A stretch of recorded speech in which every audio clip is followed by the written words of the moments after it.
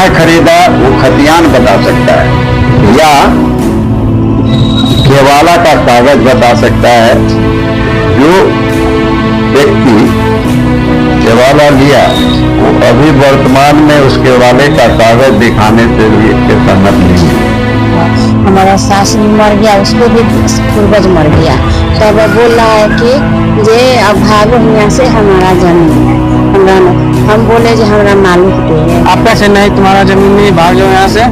अब बनाने नहीं देता है, जब बनाते हैं तो पुलिस लेके चला आता है। दिखाओ, फिर भी पेपर नहीं दिखा रहा है, कितना भी अथी का है फिर भी नहीं वो दिखा रहा है पेपर। तो जमीन के कागज नहीं है, तो जमीन के कागज बोले निकालने के लिए, जब मेरे पास जमीन के कागज होते तो हम इधर उधर भागते।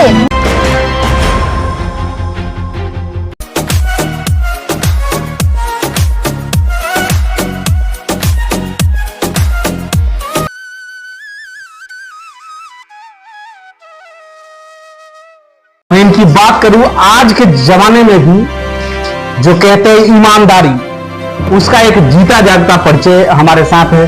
सर, सबसे पहले आप अपना परिचय दे दें। मेरा नाम प्रियरंजन प्रसाद सिंह हुआ। मेरे पिताजी का नाम स्वर्गीय अनंत प्रसाद सिंह है, जो दिल्ली कलापुरी के निवासी हूँ। यही हमारा परिचय है। सर, आप इस वक्त अभी क्या कर रहे हैं? इस वक्त हम रिटायर्ड पर्सन हैं। Retired person. और अपना एक छोटी सी दुकान है जिसमें सुबह शाम अपना समय गुजारते हैं। सर, आपके चेहरे की ललाहट बताती है कि आप बेहद ही निहायती शरीफ और ईमानदार व्यक्ति हैं। तो जो आपकी ईमानदारी का परिचय मैं सुना हूँ, आशीर्वाद। सर, जहां तक मैंने सुना है कि आपकी ईमानदारी का परिचय यहाँ पे आपका काम बोलता है। आपके पूर्वजों ने गरीबों को बसाने का काम किया, यही दिघी में ही, तो दिघी पश्चिमी में पड़ता है। अभी दिघी पश्चिमी में उसका नगर परिषद बनने के बाद वो दिघी पश्चिमी में चला गया। ऐसे पूरा ये पहले दिघी ही कहलाता था। हाँ, पूरा दिघी चला। तो दिघी पश्चिमी में इस वक्त वो भूभाग है जो आपके पूर्वजों ने दान किया था, और वहां पे कुछ लोग वहां आपके द्वारा, आपके पूर्वजों के द्वारा बसाए गए लोगों को वहां से हटाने की अभी जबरन कोशिश कर रहे हैं। और ऐसे वक्त में आप उनके साथ एक मजबूत स्तंभ बन के खड़े हुए हैं, और उनके पीठ पे एक सहारा बन के खड़े हुए और बोल रहे हैं कि मैं नहीं हिलूंगा, मेरे पूर्वजों ने बसाया है, मैं इन्हें अब उजड़ने नहीं दूंगा। सर, ये आप एक सोच, जो इतनी बड़ी महान सोच के साथ, हमारे पूर्वजों, हमारे पिताजी, हमारे दादाजी ने जिन्हें बसा दिया है, और उनको अगर कोई उजाड़ रहा हो, और उन लोगों को आप बचाने की जो सोच लेकर के आगे बढ़ रहे हैं, सर, मैं इसके लिए आपके नमन करता हूं, आपके इस सोच को कि आज के दिन में भी ऐसी महानता लोगों के अंदर है कि वैसे लोग कि हमारे पिताजी और दादाजी ने बसाया और हम इन्हें कैसे उजरने दो, और उनके लिए आप खड़ा हो गए। नहीं उजरने देंगे। सर, ये कब की कहानी है? कब आपके पिताजी ने इस तरीके का काम किया था, इतना बड़ा काम किया था? ये हमारे दादाजी किए या पिताजी किए, ये तो मुझे भी एहसास नहीं है। पिताजी से मुझे पता चला कि हमारे उस भूभाग पर, भूभाग के पश्चिम दिशा की ओर एक पगडंडी रास्ते के जस्ट बगल में पश्चिम दिशा में दक्षिण दिशा की ओर रुख का हमारे 3 रैयत बसाए, जिनका नाम था लखन राम, रामेश्वर राम, और तीसरे का नाम क्या कह रहे? दो ही था। दो रैयत बसाए थे, जो हमारे उस भूभाग और उसमें लगे बगीचे का देखभाल भी करते। ये हमारे पिताजी से हमें कब की बात होगी करीब? एक अनुमानित ये जानकारी हमारे होश में, और ये लमसम 1962-63 से 51 का मेरा जन्म है। जब से मैं होश हुआ उस समय से हम उस बगीचे में जाकर उनके ससुर वगैरह जो थे उनके साथ नंगे हाफ पैंट में, कभी नंगे करते थे। अच्छा, उसमें आप खेला भी करते थे? हाँ, जब आम लगता था तो कभी रखवाल रे तो यही लोग थे, लेकिन हम लोग ज्यादा थे, कभी आम तोड़ने, कभी आम तोड़ने, कभी तोड़वाने, ऐसे संदर्भ में। अच्छा, आपके पूर्वजों ने जब इन लोगों को बसाने का काम किया था तो क्या वो पहले तो मौखिक होती थी, लोग मौखिक ही बोल देते थे कि जाओ अपना बसो रहो? अभी भी जो बसाए गए रैयत हैं, हमको लगता है कि 99% खतियानी रैयत नहीं है। 99% खतियानी रैयत नहीं होंगे। मौखिक रूप से आकर आग्रह किया, जो तू वहां ले लिए, अंदर से जाके ले लो। अच्छा सर, जहां बात कर रहे हैं कि खतियानी नहीं है, ठीक है, इनके पास पेपर नहीं है, लेकिन जो लोग आज दावा कर रहे हैं कि वो जमीन मेरा है, तुम खाली करो, इन लोगों को हटाने का, जो गरीब जो उनको बसाया गया था, गलत है। अगर उनको हटाने की बात की जा रही है, तो क्या आपके परिवार से किन्हीं लोगों ने उनके नाम से रजिस्ट्री कर दिया है उस जमीन को?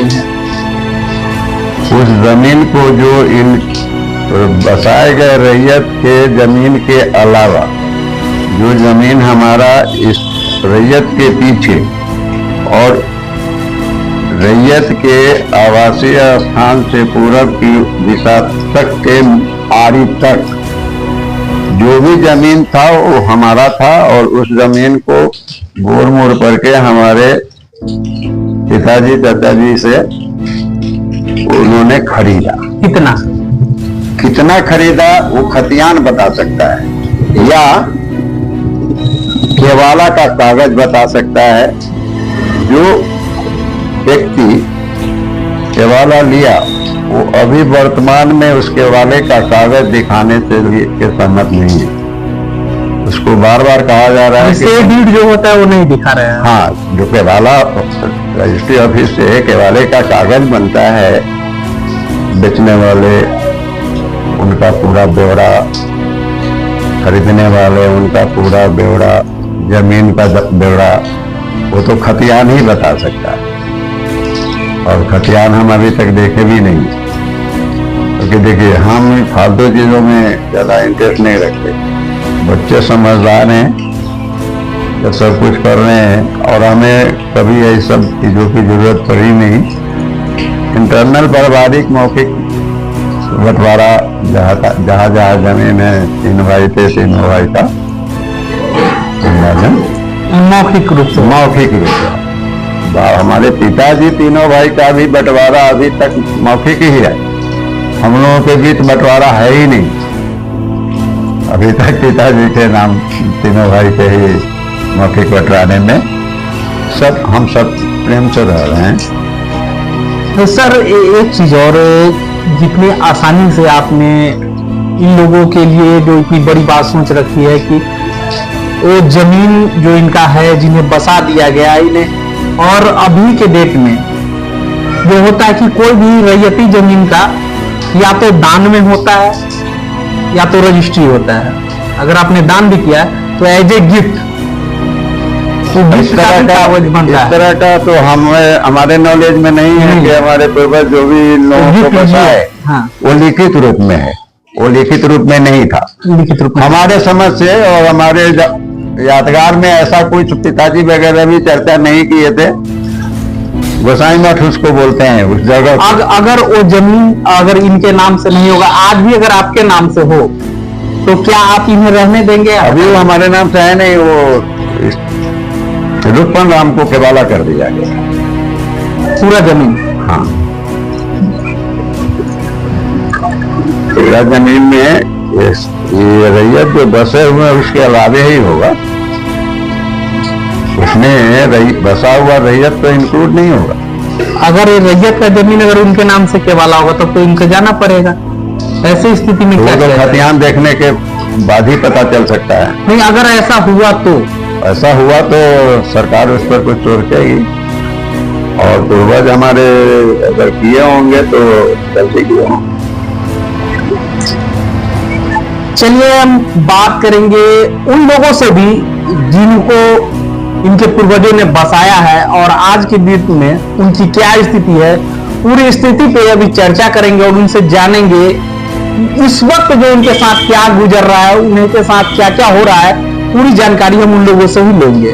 उन्हें बसाने का काम किया था, इस वक्त क्या स्थिति है, आप लोगों के साथ क्या क्या समस्या आ रही है? हमारा साथ है सास 3 पुस्त में गुजर 3 पुस्त गुजर गया। 3 पुस्त गुजर गए, एकरा बाद अब रह रहे हैं। हमारे सास भी रहे तब भी ना बोले कोई आदमी जो तुम्हारा जमीन नहीं है। हमारा सास भी मर गया, उसको भी पूर्वज मर गया, तब अब बोल रहा है कि जे अब भागो यहाँ से, हमारा जमीन है हमरा ने। हम बोले जो हमारा मालिक दे है। आपका क्या नाम हुआ? सिया देवी। सिया, आपके पति का नाम? स्वर्गीय कपिल देवराम। कपिल देवराम जी। बोले कि जे नहीं, हम कहले हमारे मालिक। क्या वो बच्चा है आपका? 4 गो। हाँ। क्या गो लड़का है, क्या गो लड़की है? 4 लड़के हैं। 4 लड़के हैं। हाँ। 4 लड़का का शादी कर लिए है? नहीं, एगो कुमार है। 3 लोग का कर लिए? हाँ, पन्नी तान पन्नी तान के रह रहा है अभी? पन्नी तान के रहते न खाने के बुनी है भैया, तो वही पन्नी में भी जाए। कौन लोग है जो आपको वहाँ से उजारने की कोशिश कर? राम नारायण है, राज बलम है। पूरा नाम क्या है? राम नारायण दास। राज बलम, मदन राम। 3 लोग। क्या क्या दिक्कत हो रही है इस वक्त अभी? जैसे कि बहुत परेशानी हो रहा है रहने में, और पन्नी तान के रहते हैं, पानी उनी वर्षा होता है तो बहुत दिक्कत होता है रहने में, बैठने उठने में, खाना बनाने में। इंदिरा आवास वगैरह नहीं मिला? इंदिरा आवास मिला हुआ है, 20,000 जो था उसी समय मिला हुआ था, तो ही बना हुआ रूम, छोटा सा रूम है। बाकी पन्नी तान के रहते हैं, ऐसे बहुत परेशान करता है। क्या बोलते हैं लोग? बोलता है ऐसे, नहीं तुम्हारा जमीन नहीं, भाग जाओ यहाँ से। अब बनाने नहीं देता है, जब बनाते हैं तो पुलिस लेके चला आता है। फिर इधर है 112 को बुला लाता है, लगातार पुलिस को लेकर आ जाता है जी। उनके पास पेपर है जमीन का? नहीं, पेपर नहीं है। मांग रहे हैं पेपर दिखाओ, फिर भी पेपर नहीं दिखा रहा है। कितना भी अथी का है फिर भी नहीं वो दिखा रहा है पेपर। आप लोग इस मामला को लेकर के गए हैं कहीं, कोर्ट में गए हैं? जी, आगे गए हैं। क्या बोले डीएम साहब? क्या बोले डीएम साहब? वो अभी अथी साइन करके दिए हैं, दरखास्त दिए हैं, तो वो साइन करके अथी करके दिए हैं। फिर यहाँ पे आए हैं सीओ के पास, सीओ से कर्मचारी के पास गया हुआ है। कर्मचारी ऐसे उस दिन आया, बोला क्या से सोमवार को आइएगा, तो सोमवार को ये लोग को फिर फोन किया, कैसे भी पता चल गया उसको, तो फिर वो फोन करके बोल रहा है क्या मैं 10 मिनट में आता हूँ। 10 मिनट के आने के बाद अगर वो बोल रहा है क्या मैं, तुम्हारे पास कागज है? अगर सर मेरे पास कागज रहता तो हम किस लिए इधर उधर भटकते? हम तो, हमारा कागज रहता तो हम वहीं पे। जो लोग रोक लगा रहे हैं उनके पास कागज है क्या? उसके पास नहीं, वो कागज होता तो वो दिखाता ना, उसके पास भी नहीं है कागज है। आप कौन हुए? मैं इनकी बड़ी बहू हूँ। मेरे पति के नाम कन्हैया राम है और मिस्त्री के काम करते हैं। और यह है कि जब मैं घर बनाने के लिए आए तो कह रहे कि जमीन इसका नहीं है, घर में 112 लिया हैं बार बार उठा के। अब बोलते हैं कि इसको मारो, पकड़ के ले चलो। 112 के समय मेरे सास बहू के डंडा भी उठाए हैं, मेरे देवर के भी धक्का दे दिए थे उसी टाइम। जब कुछ बोलते हैं तो कहते हैं, दोनों के बैठा रहे थे गाड़ी में। अब बोलते हैं कैसे इसको, जब जमीन के कागज नहीं है तो जमीन के कागज बोले निकालने के लिए। जब मेरे पास जमीन के कागज होते तो हम इधर उधर भागते हैं। धूप में हम सास बहू धूप में भाग दौड़ करते, खाना पीना ये दूर के बाद, और आते जब कुछ होता तब पुलिस को बुला लेते, जब कुछ भी करते हैं तब पुलिस को बुला लेते। क्या नाम? एक तरफ बिहार सरकार कहती है कि भूमिहीनों को हम 3 डिसमिल जमीन दे करके बसाने का काम करते हैं, लेकिन कहाँ है सरकार की वो 3 डिसमिल जमीन? तो जमीन पे आपको दिख जाता होगा। इस गरीब की स्थिति देखिए, इनका घर देखिए, और आपको समझ में आ जा रहा होगा कि सरकार की 7 निश्चय योजनाएं भी धरातल पे क्या है।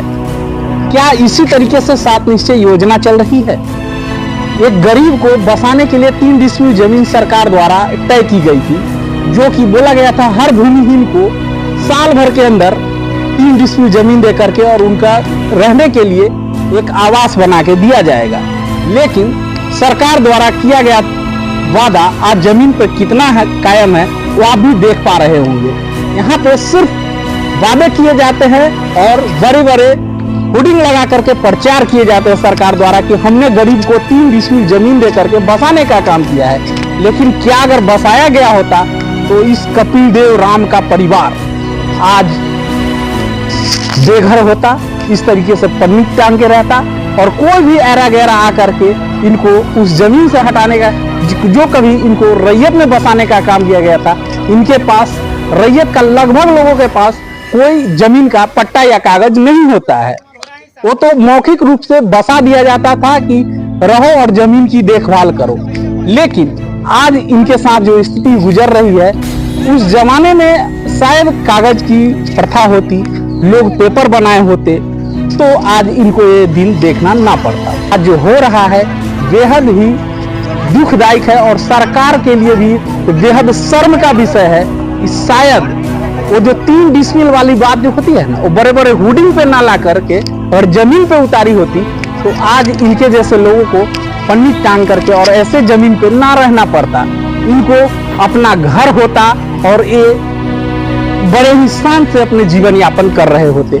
लेकिन क्या कीजिएगा, सरकार सिर्फ बड़े बड़े होर्डिंग में ही सरकार के काम दिखते हैं, 7 निश्चय योजनाएं दिखते हैं, लेकिन जमीन पे क्या दिखता है ये आप भी देख रहे होंगे।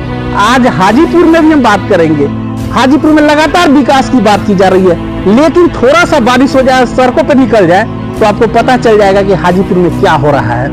ये कहने की जरूरत नहीं, आप खुद उतर करके सड़कों पे देख सकते हैं। यहाँ के नगर परिषद, यहाँ के तमाम जनप्रतिनिधिगण क्या काम करते हैं, सिर्फ पेपर पे और होर्डिंग पे काम करते हैं। जमीन पे काम अगर होता तो शायद ये दिन ऐसे गरीब परिवार को नहीं देखना पड़ता। हम इस केस में सिर्फ यही कहेंगे कि जिसकी लाठी उसकी भैंस।